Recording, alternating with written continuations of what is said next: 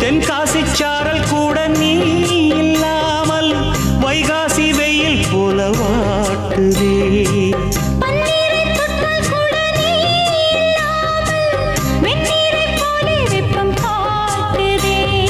மையளந்த கண்ணும் என் கையளந்த பெண்ணும் மின்சாரம் பாய்ச்சுமா.